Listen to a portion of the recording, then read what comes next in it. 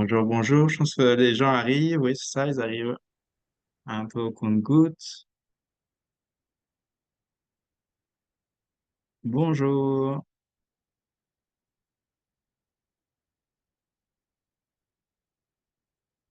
bonjour, bonjour. On va commencer dans quelques instants. J'attends juste que les personnes rentrent tranquillement. Je pense que c'est ça. Bienvenue à tous et à toutes. Bienvenue pour ce webinaire. J'ai parlé de cette possibilité de financement qui s'appelle Action Positive qui vise un peu le stigma lié au VIH. Je vous invite à dire qui vous êtes, parce que je vous vois pas. Donc, je vous invite à utiliser le chat pour dire qui vous êtes. Vous pouvez utiliser l'option aussi pour parler à tout le monde ou parler juste aux panélistes, donc à moi et à Alex qui est avec moi. Mais c'est ça. Là, on va commencer tout de suite, le temps que les gens arrivent. Puis c'est ça. Bonjour à tous. J'ai commencé par me présenter. Donc, je m'appelle Tanguy Edrich. Je suis coordinateur de la recherche communautaire à la Coxida. Donc, je suis là pour faire ce webinaire sur cette action en français. Puis, j'ai commencé tout de suite avec la reconnaissance des territoires. Donc, je voulais dire que je suis actuellement à Montréal, aussi appelé Tiohtià:ke, qui est un territoire traditionnel et non cédé de la nation ghanéenne-Gayaga. C'est une terre vraiment d'échange et d'alliance. Donc, c'est très intéressant pour moi de faire ce webinaire présentement ici. Je vous invite à regarder aussi sur quel territoire vous vous situez actuellement, puis à en prendre connaissance. J'ai déjà fait rapidement mon tour de présentation. Comme je le dis, coordinateur de la recherche communautaire. Donc, mon but, c'est vraiment soit de mener à bien des projets de recherche communautaire, soit de tisser le lien, en fait, entre le milieu académique puis le milieu communautaire. Donc, je suis très heureux, d'être là actuellement. Puis, j'ai aussi présenté l'autre panéliste qui est Alex Tran, qui, et le coordinateur de ce projet de financement. Et il parle uniquement en anglais. Donc, Alex, I'll let you introduce yourself. Thank you, Tanguy. Bonjour. Hi, everyone. My name is Alex. I am the National Coordinator for the Positive Actions Initiative at Reach Nexus. Thank you all for being here today. And thank you, Tanguy, for delivering this presentation for us in French. And yeah, excited to begin. Oui, merci à tout le monde aussi qui m'ont répondu dans le chat. Je vois que il y a beaucoup d'organismes de la COC, mais aussi le Club Sexu. Je suis très content. Action Positive aussi, très content. Normand, on s'est croisés à London, Ontario. Puis je suis très content de te voir. Donc, on va commencer doucement. Pour votre information, vous l'avez entendu en entrant, le webinaire est enregistré puis sera mis en ligne après cette session. Donc, si vous voulez poser des questions, en fait, vous pouvez le faire en utilisant la fonction Q&A, ou en fait Q&A ou Q&A, pardon. On va répondre à la question à la fin des webinaires. Vous pouvez aussi écrire dans le chat, il n'y a pas de souci, on regardera ça, on regardera tout ça. Si vous avez besoin de sous-titrage, n'hésitez pas à l'activer. Vous avez juste à cliquer sur le bouton correspondant en bas de l'écran. Très bien, donc on va commencer très rapidement. Donc on a commencé par la reconnaissance des territoires, on a fait le tour de table tranquillement. Donc là, je vais commencer par vous présenter une vue d'ensemble de ce que c'est que cette possibilité de financement.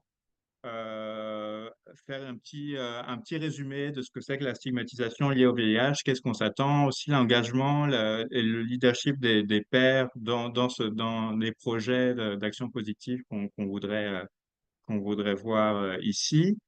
Euh, on va faire un petit aperçu de la proposition, de la demande de subvention, comment on s'attend à ce qu'elle soit. Puis ensuite, on va faire un petit point sur les prochaines étapes, un peu le calendrier, la timeline des prochaines étapes clés pour cette demande. Puis on passera ensuite aux questions.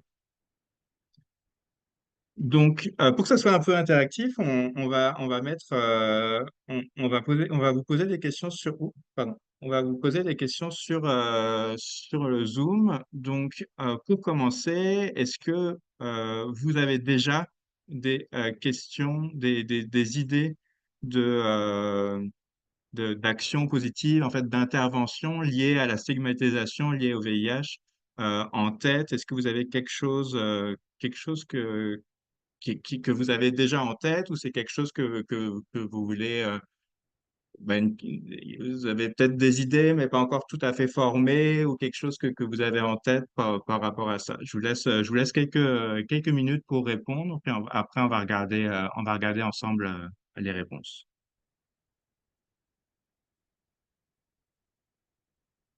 Oh, ok, j'ai les réponses. Donc, parmi les 10 personnes qui ont répondu, merci à elles. Donc, il y a 70%, 7 personnes qui ont déjà une idée, puis 3 qui peut-être ont, etc. Donc, je pense aussi le but de ce webinaire, c'est pour voir si ça va coller un peu avec ce que vous avez en tête comme projet d'action positive. N'hésitez pas à la fin du webinaire de poser des questions ou d'envoyer un message peut-être à Alex après le webinaire si vous avez toujours des questions de est-ce que c'est pertinent, est-ce que ça rentrerait dans les définitions ou pas. J'ai essayé d'être d'expliquer le mieux possible ce qu'on s'attend pour ce financement. Mais c'est ça. Si vous avez des questions, n'hésitez pas.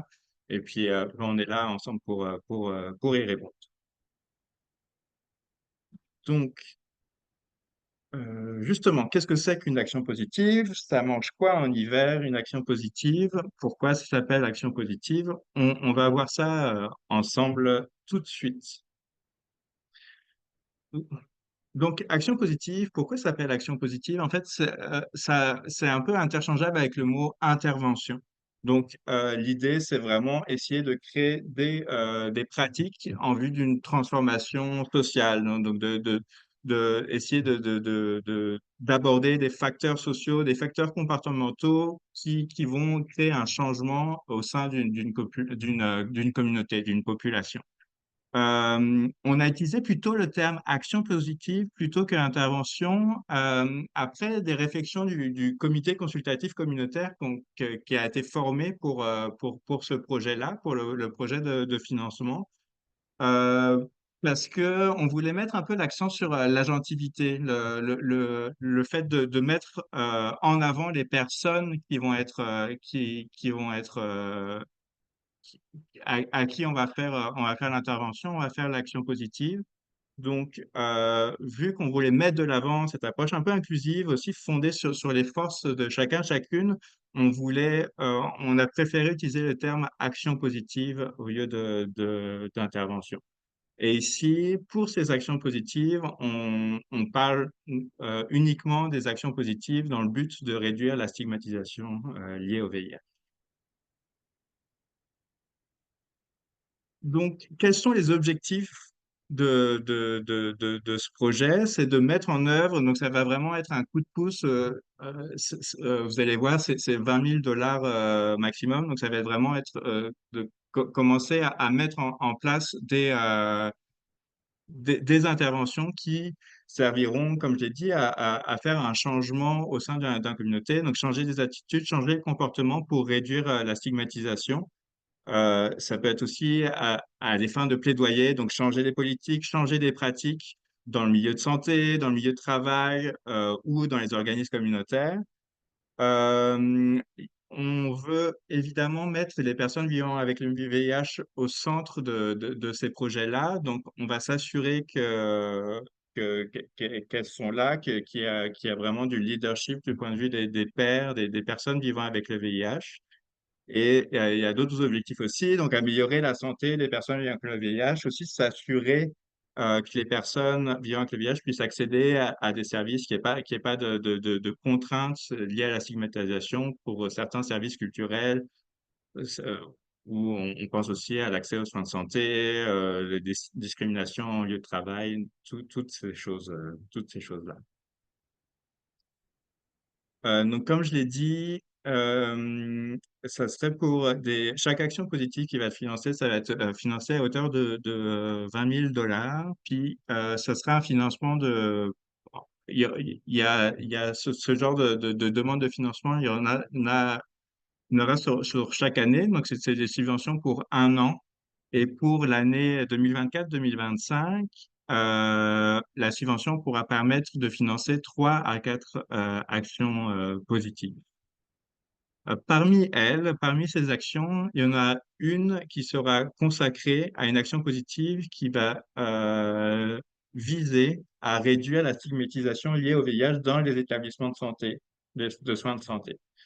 Euh, Évidemment, faut qu'il y ait un projet qui réponde aux critères que l'on a mis, que je vais expliciter plus tard, mais on veut qu'au moins une des subventions, une des demandes qui va être soumise soit en rapport avec la stigmatisation liée aux établissements de soins de santé.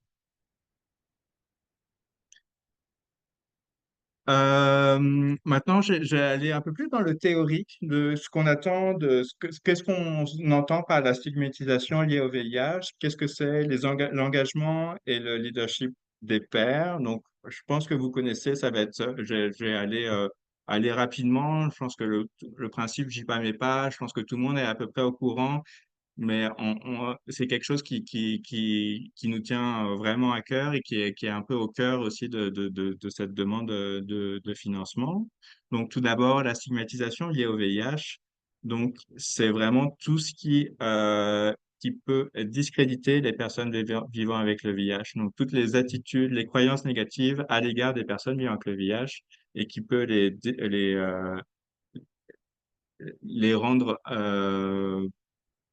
moins bon par rapport aux autres. Donc, on peut séparer un peu la stigmatisation en différentes catégories.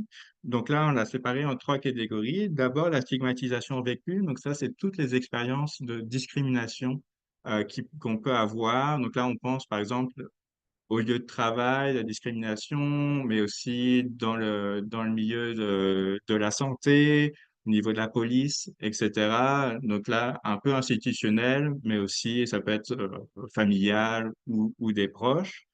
La stigmatisation anticipée, donc ça, c'est un truc un peu plus personnel, c'est la peur, l'anticipation d'une mauvaise réaction vis-à-vis du dévoilement de son statut par rapport aux autres. Donc, la peur de dévoiler son statut ou la peur que quelqu'un se rende compte de son statut qui peut freiner les gens à consulter, à aller dans des établissements de santé, je pense beaucoup à ça, mais aussi à faire des activités culturelles de peur de dévoiler et de peur de la réaction des autres face à ce dévoilement.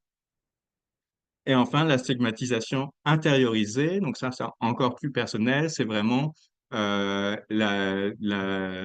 c'est basé un peu sur l'estime de soi, donc la croyance que le VIH vous rend moins bon. Donc, le sentiment de se sentir moins bon, de se sentir sale, de se sentir contagieux et qui peut affecter donc l'estime de soi, même le comportement au quotidien, puis l'humeur en général.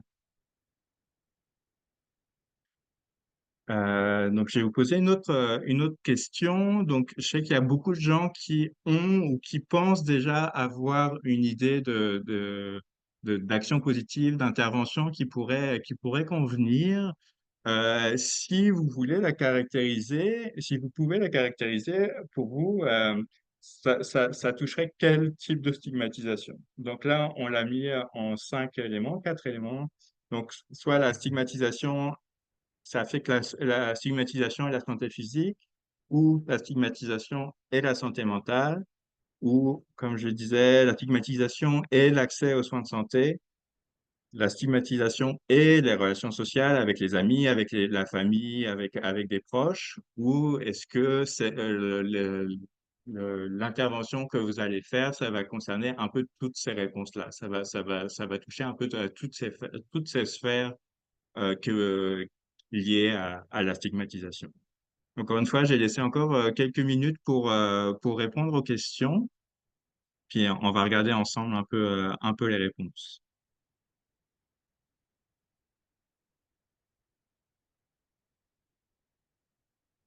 Oh, ok. Donc encore 10 réponses, très bien. Donc on voit que c'est ça. Il y a 6 personnes sur 10 qui ont répondu tous ces éléments, donc avec une intervention qui va toucher un peu toutes ces sphères ou au moins plusieurs parties de plusieurs sphères qui peuvent toucher la stigmatisation. Mais il y a aussi 2 réponses avec la santé mentale et 2 réponses avec les relations sociales, avec les proches, avec la famille. Donc, très intéressant. Merci de prendre le temps de répondre et je trouve ça vraiment très intéressant. On va continuer. Donc, comme je vous l'ai dit, je pense que vous connaissez le principe JPAMEPA, mais les actions positives, dans les interventions que l'on va financer, l'engagement des pairs, le leadership des pairs va être très important et va être, va être très présent pour, pour le, l'examen des demandes. Et donc, je vais un peu expliciter ce qu'on cherche. C'est vraiment que les personnes vivant avec le VIH, les pairs, c'est ça, c'est comme ça que je les appelle, là, les personnes vivant avec le VIH qui vont jouer un rôle un peu euh, dans l'intervention par leur expérience vécue, par leur savoir expérientiel et qui va être utilisé à bon escient. Donc, il y a plusieurs façons d'utiliser les pairs. Donc, soit dans des comités qui vont s'assurer que tout va bien, qu'ils vont mettre en place un peu le projet pour s'assurer que ça répond bien aux préoccupations des personnes vivant avec le VIH. Mais ça peut être aussi vraiment des personnes qui vont travailler globalement dans l'action positive. Ça peut être, on soutient aussi les personnes qui vont assumer un rôle de leader, donc de gestionnaire ou de soutien assez fort où les décisions vont être importantes là-dedans. Et ce qu'on ne veut pas, évidemment, c'est la tokenisation, donc le fait de mettre des personnes dans des communautés, mais sans aucun pouvoir. Donc, faut vraiment que le leadership soit présent, donc que c'est les personnes ayant le VIH qui sont là pour leur savoir expérientiel et un pouvoir de décision ou un pouvoir de changer les choses dans l'organisation de l'action positive. Donc, comme je dis à gauche, l'engagement d'un ou d'une paire doit être significatif à la fois pour la personne, donc elle doit se sentir utile, et aussi pour le projet. Il faut que le projet puisse s'améliorer grâce aux, aux réponses, aux appuis de la personne vivant avec le VIH. Donc, il y a plusieurs façons dont les pairs peuvent intervenir. Donc, comme je disais, soit en tant que membre de comité, ça peut être aussi membre de l'équipe. Ça peut être aussi des personnes évaluatrices qui vont être là pour s'assurer que tout va bien à plusieurs moments de l'action positive. Euh, à la fin de cette action positive, on peut faire peut-être un récapitulatif, puis un partage de connaissances à la fin. Donc, euh, les personnes vivant avec le VIH peut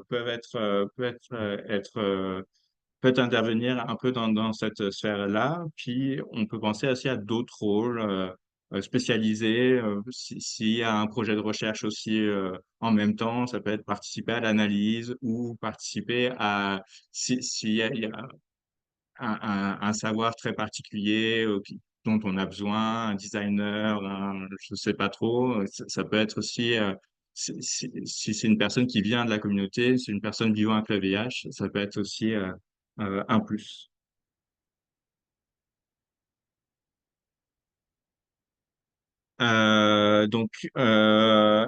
Pourquoi le leadership c'est important? Donc, comme je le disais, ça met un peu le principe j'y pas mets pas en mouvement, ça le met à l'avant. Et ça sert à la fois aux personnes vivant avec le VIH pour un renforcement de capacité, un empowerment. Ça les aide à devenir les champions de la réduction euh, de la stigmatisation. Donc, il y a vraiment ce côté par et pour.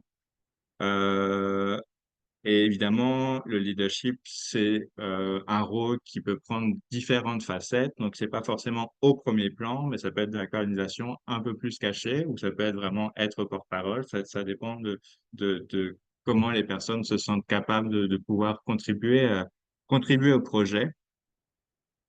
Et il faut s'assurer que les principes d'équité soient pris en compte lors du soutien de la promotion des leaders par les pairs. Très bien, on va continuer. Donc, ici, ce sont comme je vous ai dit, c'est du financement qui a lieu chaque année. Et ici, c'est les projets qui ont eu du financement l'année passée. Donc, il y en a eu trois, qui correspond à Women's Hand in Women's Hands, PAN, qui est un organisme communautaire en Colombie-Britannique, et United Voices of HIV Alberta. Euh, donc, si vous voulez, je connais pas beaucoup les projets qui ont été retenus, mais si vous voulez avoir un peu plus d'informations, vous pouvez consulter le site d'Action Positive et là, les projets vont être expliqués un peu plus en détail. Alex a mis le lien dans la description, dans le chat, donc je vous invite à regarder, puis ça va peut-être vous donner des idées sur des choses à faire ou sur comment, ben, que- que- quel, euh, quel type d'intervention à combler les reviewers. On va continuer. Aussi pour vous aider, donc ça c'est vraiment pas obligatoire, mais c'est quand même une bonne source d'informations. Euh, on a mis en place un module en ligne qui s'appelle Non à la stigmatisation du VIH grâce à des actions positives. Ce module-là revient un peu sur ce que j'ai expliqué très rapidement en début de présentation. Il y a pas mal de modules. Je vous invite à le regarder. Je pense que c'est aussi dans le chat. Oui, c'est ça. Donc, Alex a mis un deuxième lien qui correspond à ce module. Donc, ce module en ligne, ça va reparler de la stigmatisation, puis donner des exemples d'actions positives qui ont fonctionné au Canada sur la stigmatisation.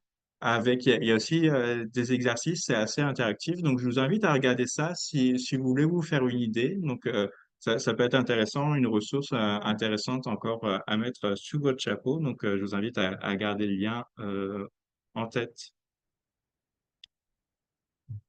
Très bien. Donc maintenant, on va regarder à quoi correspond la demande pour la demande de subvention. Comment elle va être faite? Donc, je ne sais pas si vous étiez là l'année passée, mais la demande a un peu changé. Je sais que l'année dernière, il y avait deux étapes. Il y avait d'abord une étape de lettre d'intention, puis après la demande en tant que telle. Là, le processus a été assez simplifié. Donc maintenant, il n'y a plus qu'une seule étape qui est la demande en tant que telle. Et puis cette demande est un peu moins lourde que la grosse demande de l'année passée. Je vais vous montrer les je vais vous envoyer, vous allez avoir un lien vers le modèle de la demande de subvention que vous allez pouvoir utiliser. Et dans les prochaines slides, là, je vais vous montrer un peu les les différents parties de cette demande et à quoi on s'attend dans chacune de ces parties. Donc, on va commencer tout de suite. Hop, pardon, j'ai encore une petite question pour vous. Euh, là, ça va être un peu plus, vous allez écrire un peu, donc avec ce que vous avez en tête là, écrire un peu quels sont les actions positives, les interventions que vous avez en tête pour le financement de cette partie. Donc, très rapidement, très concrètement, en quelques mots, là, en une dizaine de mots max, comment vous décririez l'intervention que vous voulez proposer pour le financement. Puis c'est ça, je vous laisse encore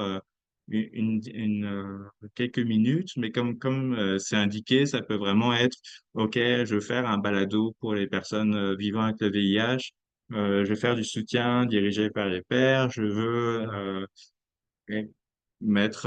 faire un réseau de pairs navigateurs, navigatrices dans le réseau de santé, etc., etc. Donc, je vous invite à l'écrire. J'ai laissé encore quelques secondes pour que vous puissiez écrire, puis on va regarder ça ensemble.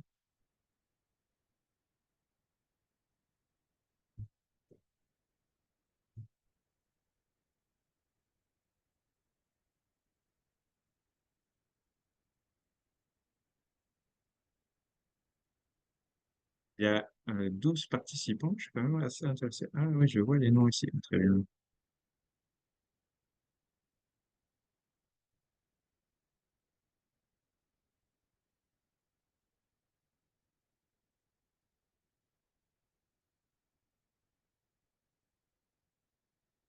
Et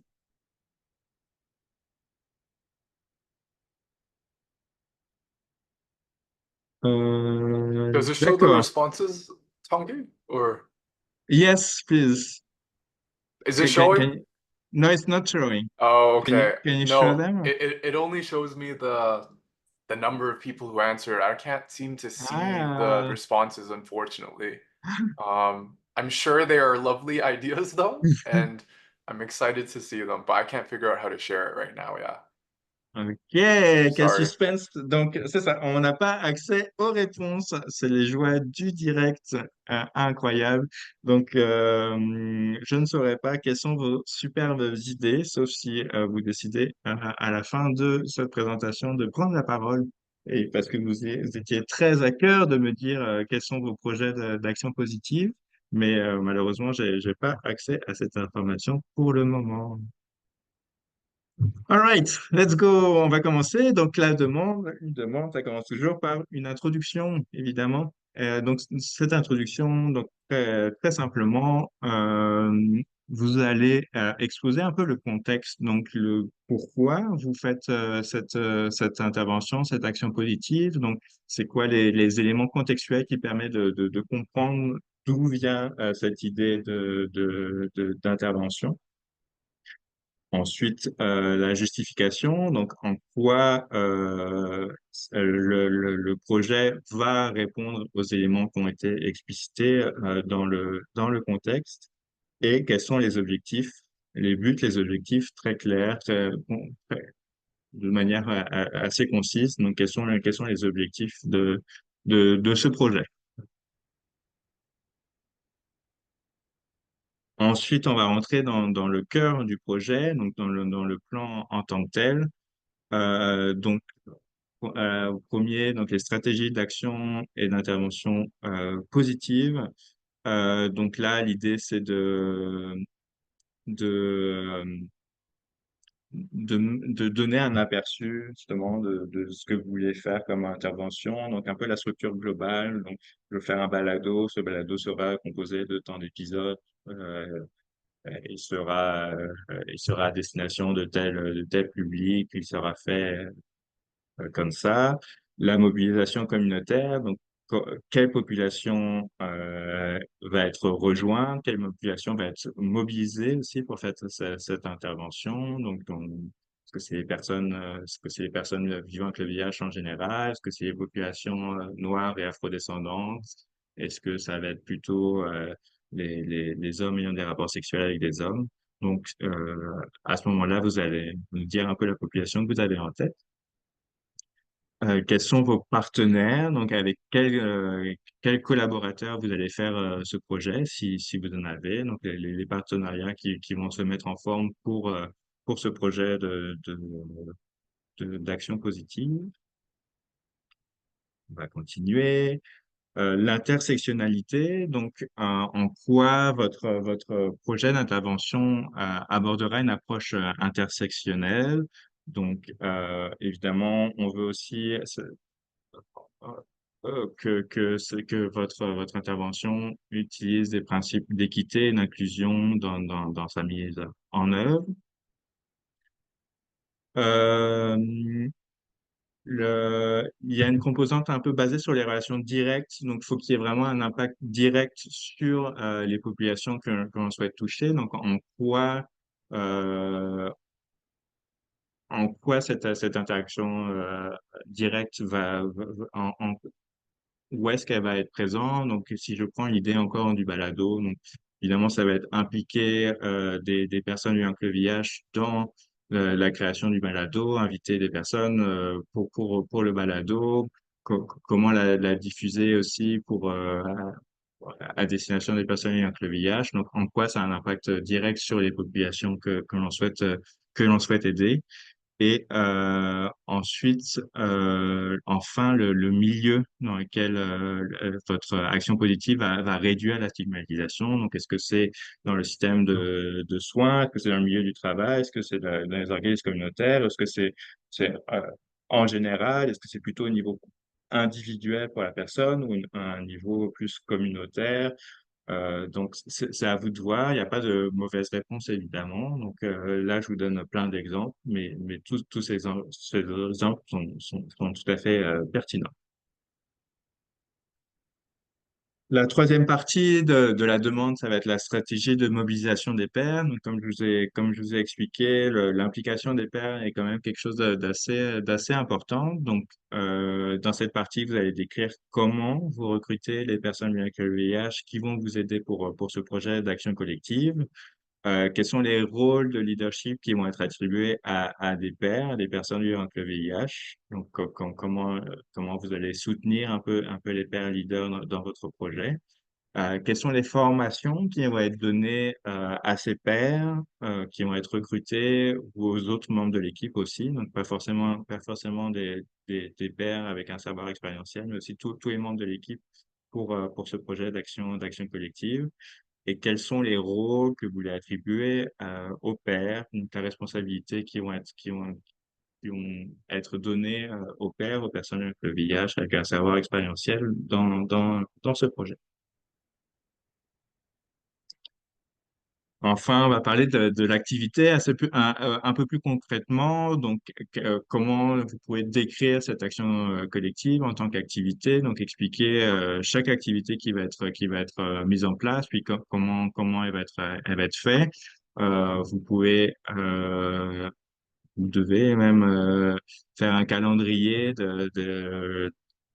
pour la mise en place de ce projet donc ce sera un projet d'une année, peut-être la mise en place d'un projet, mais le financement couvre une année de fonctionnement et quels sont les rôles clés puis les responsables qui sont liés à ces rôles clés. Ça va être, j'imagine, de l'audit aussi avec les pairs associés, mais là, on veut connaître un peu les responsabilités de chacune. Très bien. Donc là, on va parler d'évaluation. Donc, pour ces projets-là, nous, ce projet de financement, il est lui-même financé par les IRSC et il y a un besoin de la part de REACH qui coordonne ce projet ou ce financement de aussi savoir quelle population va être touché. Donc, va y avoir une sorte dans vos actions collectives, si le projet a été retenu, il va y avoir une intervention, une évaluation des participants, participantes et aussi des membres de l'équipe pour savoir un peu avant et après. Je vais revenir après sur justement quelles sont les attentes, puis qu'est-ce qui- quels sont les impacts qu'a eu l'action collective sur leur vie. Donc, l'idée, c'est vraiment de connaître un peu les expériences de la stigmatisation liée au VIH et les expériences de participation en direction de l'action positive. Donc, l'évolution des connaissances sur la stigmatisation du VIH, l'évolution de la capacité de leadership et les réflexions sur la sécurité culturelle. Donc, il va y avoir vraiment des questions un peu sur ce que c'est que, sur leur expérience de stigmatisation, puis sur ce qu'ils en pensent. Il va y avoir aussi des informations sociodémographiques, donc sur le genre, sur le statut sérologique, etc., pour les participants qui vont participer à cette action collective. Euh, et donc, ça va être sous forme de questionnaire, je vais revenir après. Ça va être aussi sous forme de focus group pour les membres l'équipe qui va coordonner cette action positive. Et on vous invite aussi à poser des questions qui sont très spécifiques, en plus des questions que l'on va poser, des questions qui sont plus spécifiques à votre projet. Donc, si vous avez une idée de podcast, de balado. L'idée, ça serait, est-ce que vous avez aimé ça? Est-ce qu'il y avait des savoirs que vous avez obtenus? Ou, je sais pas, là, j'essaie de sortir un peu des questions, etc. Mais si, c'est toujours intéressant d'avoir un côté un peu évaluation des projets d'action positive que vous avez. Donc là, l'idée, c'est vraiment essayer euh, de toute façon, il va y avoir un questionnaire. Donc, quelles questions on pourrait rajouter aussi pour s'assurer que ça soit bien et pour que les prochains projets d'action collective, d'action positive que vous allez faire vont être meilleurs. Donc, comme je vous l'ai dit, il y aurait une enquête avant, donc une pré-enquête auprès des participants de l'équipe, une post-enquête, donc après votre projet d'action collective auprès des participants de l'équipe et avec toutes les équipes qui vont être retenues d'action positive. Il va y avoir aussi un groupe de discussion pour avoir un peu le pouls, ce qui a marché, ce qui a moins bien marché, tous ensemble à l'échelle du Canada.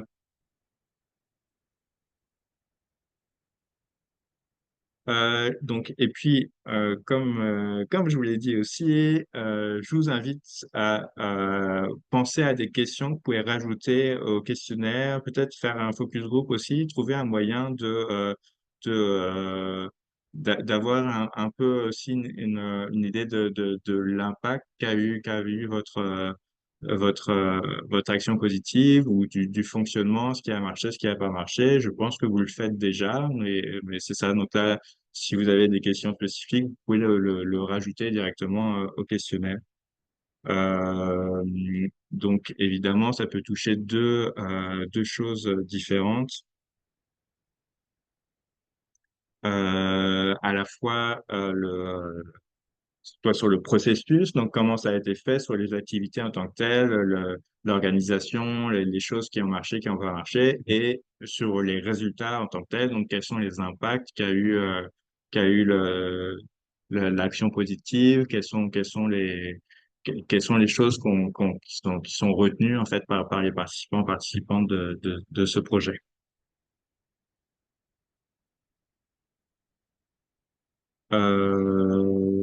Donc oui, très très simplement. Donc comment vous pouvez aussi donner votre patte,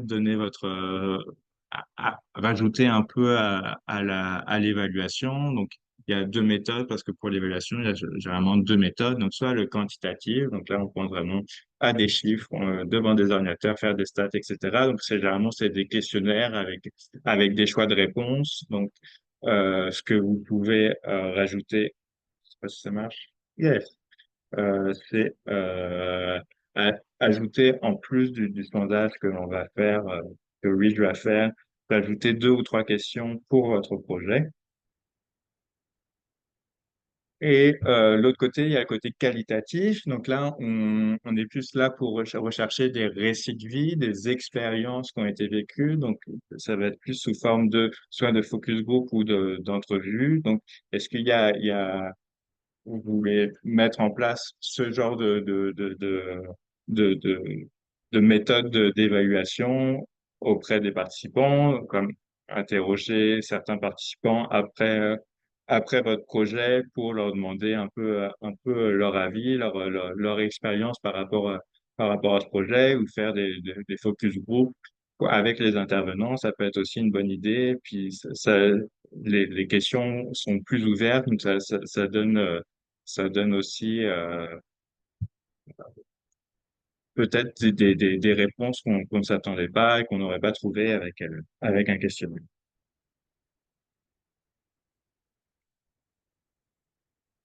Euh, Évidemment, si vous voulez faire de l'évaluation, mais que vous avez peu d'expérience là-dessus, il y a du soutien. On peut être là en soutien. Donc, dans le module en ligne que je vous ai présenté, il y a une section sur l'évaluation où il peut y avoir une information qui peut être nécessaire. N'hésitez pas à contacter Alex qui s'est présenté au début de cet entretien pour avant la date limite, si vous avez des questions justement sur l'évaluation.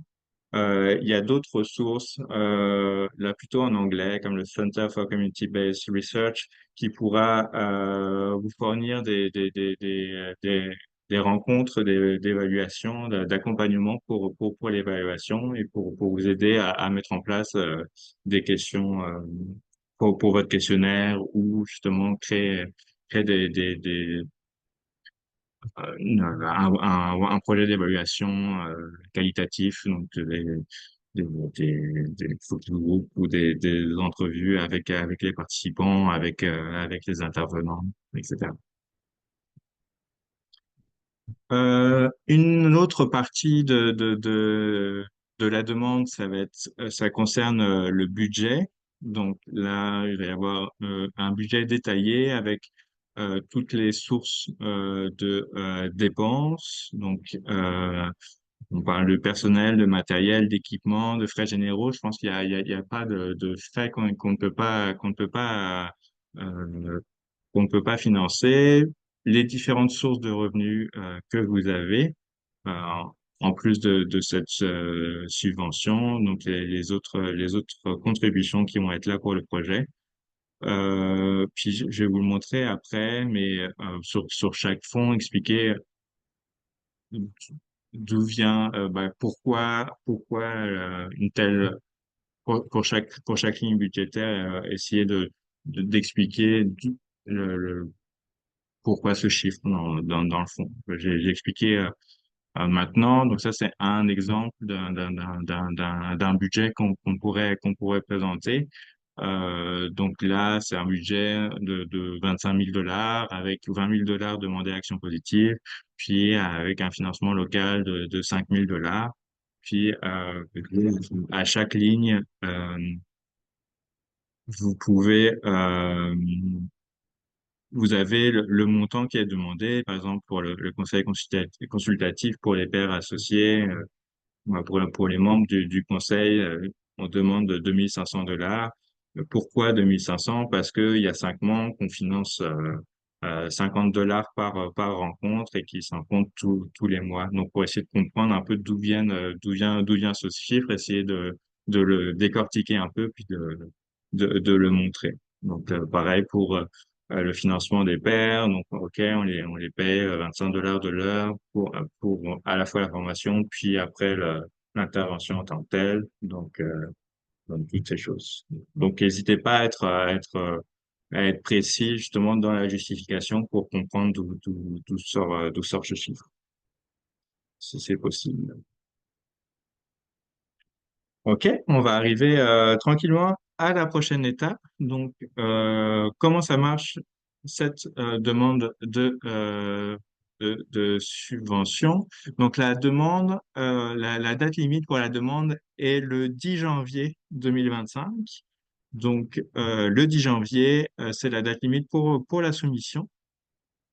Et il va y avoir euh, deux examens, c'est-à-dire deux révisions de cette demande. La première, ça va être sur la pertinence. Donc, ça va être un peu plus rapide. Donc là, ça va être un examen un peu superficiel, juste pour voir si votre demande correspond un peu à ce que les exigences ou ce qu'on souhaite voir comme action positive, si ça rentre bien dans les catégories qu'on le souhaite voir. Justement, si vous avez des questions sur la pertinence, n'hésitez pas à demander avant la date limite, mais c'est ça. Une fois que vous serez averti le 31 janvier que vous passiez ou que vous ne passiez pas, ensuite, il va y avoir un examen plus complet qui va se finir le 21 février avec la notification des résultats le 28 février. Votre projet, comme je vous dis, date d'un an, une année fiscale, donc du 1er avril 2025 au 31 mars 2026. Évidemment, si vous avez un projet plus court, il n'y a pas de souci, il y a aucun problème, ça doit juste, et évidemment, si c'est plus long aussi, faut juste indiquer que vous voulez financer juste la mise en place de ce projet. Donc, c'est juste que les finances ne financeront que pour l'année 2025-2026.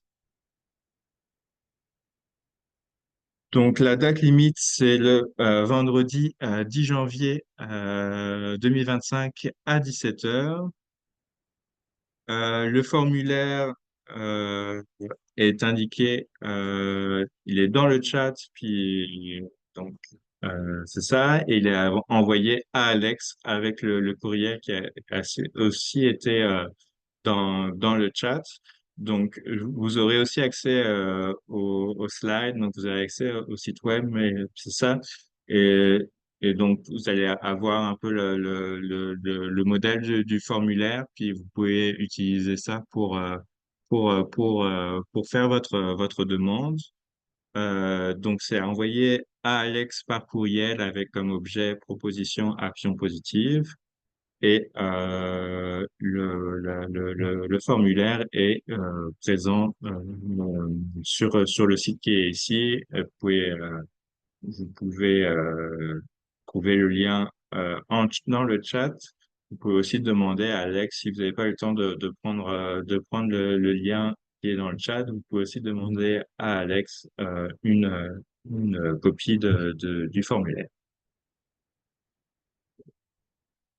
Donc, c'est la fin de la présentation. Malheureusement, j'ai bien aimé la faire, mais toute bonne chose, touche à sa fin. Et donc, je suis maintenant ouvert aux questions. Donc, si vous avez des questions pour moi, évidemment, c'est Alex qui est coordinateur. Donc, si vous avez des questions dont je ne pourrais pas répondre, j'ai demandé à Alex d'y répondre et il aura la possibilité de je traduirai un peu, je traduirai la réponse. Donc, je vous invite à écrire dans la section questions-réponses ou dans le chat si vous avez des questions. Alex, I can't see the Q&A, so I think it's only you. Yeah, I don't see anything at the Ah, moment. ok, perfect. Donc, n'hésitez pas à envoyer des questions. Je vois aussi que Maxi a donné son projet d'intervention, donc réduire la stigmatisation à l'intersection du VIH et le chemsex à travers des expositions d'art par et pour. Très intéressant, quelque chose je pense, qui est très utile, puis que ça peut être vraiment intéressant d'utiliser l'art comme outil pour combattre la stigmatisation dans dans quelque chose qui est assez décrié, comme le cas du sexe, ça peut être vraiment intéressant. Je vais rester encore quelques minutes, je vais laisser encore quelques minutes pour les questions. Oh, en fait, j'ai accès aux questions-réponses. Très bien. Euh, On va commencer avec Martin Rivet.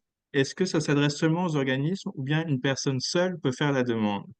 j'ai demandé à Alex. Alex, Yes. first question.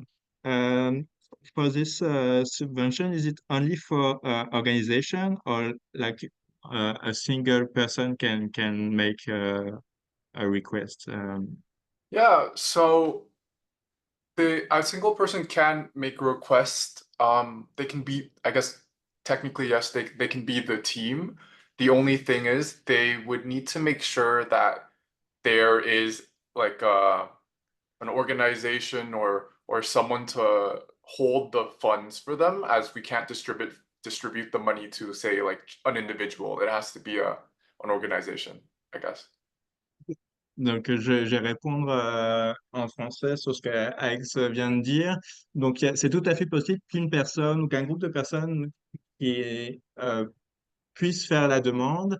La seule contrainte, c'est que pour que les fonds, pour qu'on puisse distribuer les fonds, il faut que ça arrive dans des fonds d'un organisme qui puisse recevoir ce genre de financement-là. Donc, il faudra s'allier en fait avec un organisme qui puisse toucher ces fonds-là. Nancy demande combien d'argent est disponible, c'est-à-dire combien de projets sont subventionnables. Donc, en fait, et je vais répondre en même temps avec Brice qui demande le montant plafond de la subvention. Donc, le maximum pour la demande, c'est 20 000 dollars. Et par année, on finance 3 à 4 projets. Donc, il y a 60-80 000 dollars qui sont, qui sont disponibles par année. J'espère que ça répond à vos questions respectives.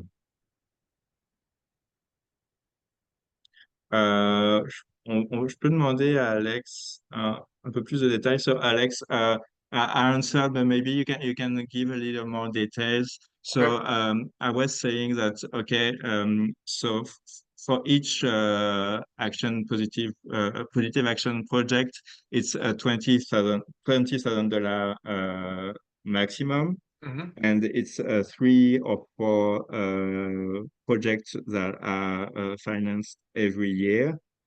Uh, Right. and I think it's you're doing this kind of subvention for 3 years, right? Yeah, so we currently have three, and so this year we're looking for three to four, Yeah. which means depending on if we do three or four this year, the next year would be three or four as well. Yeah, so there's one more year after this one right now. Yeah. OK. Oui, donc il y a eu 3 projets qui ont été financés l'année passée. Cette année, il va y avoir 3 ou 4 projets qui vont être financés, puis l'année prochaine, il va y encore en avoir 3 ou 4. Et à chaque fois, ça va être 20 000 dollars par projet. I also see a question in the chat too. Tell me. Yeah, answer the question in the chat. OK, je vais demander à Martin, qui est membre des Sœurs de la Perpétuelle Indulgence. C'est un organisme totalement bénévole. Nous avons même un numéro de bienfaisance pour les impôts. C'est avec cet organisme que je vais le faire. Euh, je pense que je t'inviterai, Martin, à contacter Alex pour ces détails-là. Je sais pas ce qui je vais lui demander aussi en live là, mais je ne sais pas ce dont il a besoin pour pouvoir euh, pour qu'un organisme puisse pouvoir recevoir les fonds. Donc, je vais demander à Alex tout de suite. So another question, so it's more like a follow-up question Okay. about this organization. What does an organization has to have to be able to receive the fund for the Hmm. positive action? Yeah, I don't have the exact answer, but I will find out and get back to you, Martin. So let me just note that down, right? So the requirements for an organization, right? Yeah. Okay. I just have to make sure in my answer. I just don't want to give you wrong information. But I've OK. noted it down, yeah, and I'll get back OK. to you. Donc, on va te revenir dessus, Martin. Brice avait une autre question. Euh, Est-il nécessaire ou alors recommandé d'avoir un cofinancement? Je vais répondre doucement, puis j'ai laissé aussi Alex répondre. Euh, je pense pas que ça soit nécessaire, ça dépend après de la taille de votre projet. Euh, mais c'est ça, si vous pensez, si vous avez un projet de petite envergure, vous pouvez justement vivre avec ces 20 000 $. La seule chose, c'est que si vous avez besoin d'autres financements, on veut savoir comment ça va être financé. Alex, maybe you can also add to just what I said. So the question was, is it necessary or um, recommended to have other sources of funding? Um, Of funding. so some teams did, but some teams also did not. I mean, it's not necessary. I mean, obviously, we live in a world where more money helps, right? I'm not gonna lie about that. But we have teams right now that are just using the $20,000 in funding to do what they're doing. Yeah. OK. Donc, l'idée, c'est que non, c'est pas nécessaire. Donc, ça dépend vraiment des projets. Il y a des projets qui demandent seulement les 20 000. Il y en a qui ont d'autres sources de financement. Donc ça dépend de beaucoup de choses.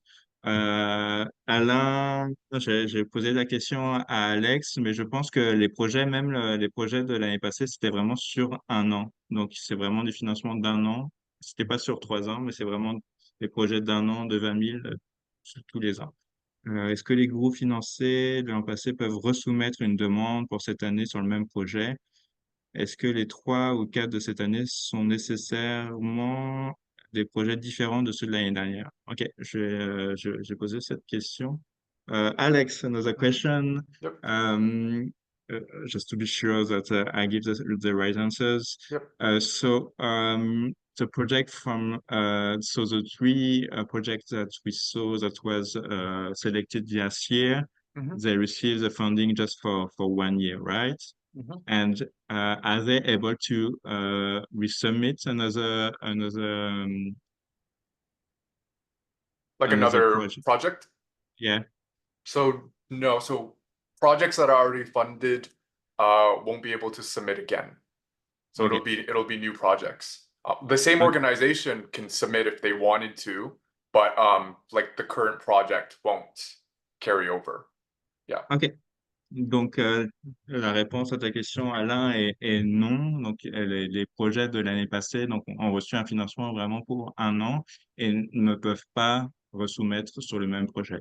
Évidemment, si l'organisme a d'autres projets qui veulent présenter, ils peuvent le présenter, mais les projets qui ont été retenus l'année passée ne peuvent plus recevoir de financement.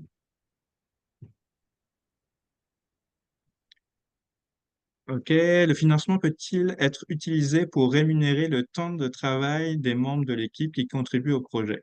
Dans l'affirmative, devons-nous assurer le suivi des heures et des tâches facturables? Je pense que oui. Comme je disais, je pense qu'il n'y a pas de financements qui ne sont pas finançables, de lignes budgétaires qui sont pas finançables. J'ai posé la question à Alex. Alex, euh, can this funding be used to give money for work hours for team members that are doing the positive action project? And if so, what is do we have to do? Uh, that's my English now. Um, what kind Like of work?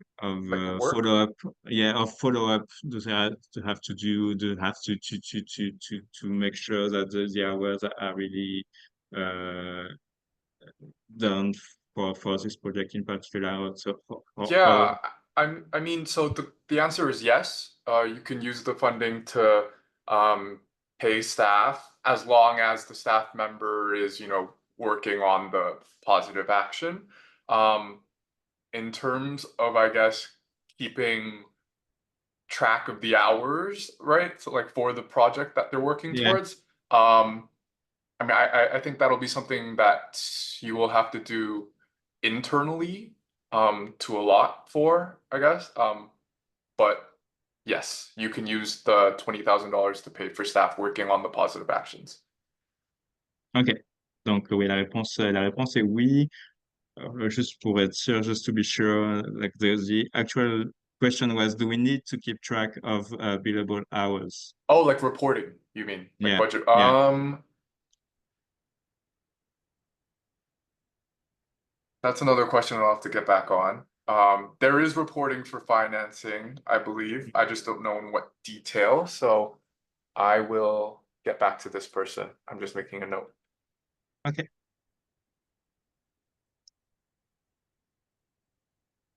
Je pense que ça touche à sa fin.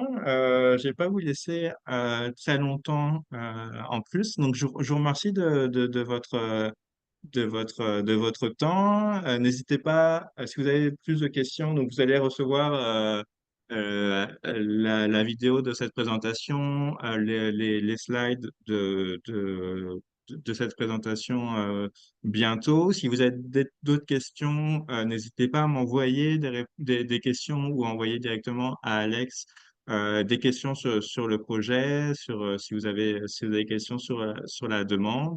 Puis, souvenez-vous du 10 janvier, je pense que c'est la date butoir qui va bientôt arriver. Puis, sinon, je vous remercie. Puis, merci beaucoup de votre temps, puis de toutes vos questions. Alex, can you say something just Yeah, thank you, everyone. There is a brief feedback survey after this webinar. If you could fill out, it would really help. But other than that, thank you for coming. Thank you, Tong Yi, for this presentation today. And I'm really excited to see everyone's projects. Yeah. OK, ben merci. Oui, comme Alex le rappelait, il y a un petit formulaire d'évaluation pour ce webinaire. N'hésitez pas à le remplir. Merci à tout le monde pour vos questions. Puis à très bientôt. Au revoir.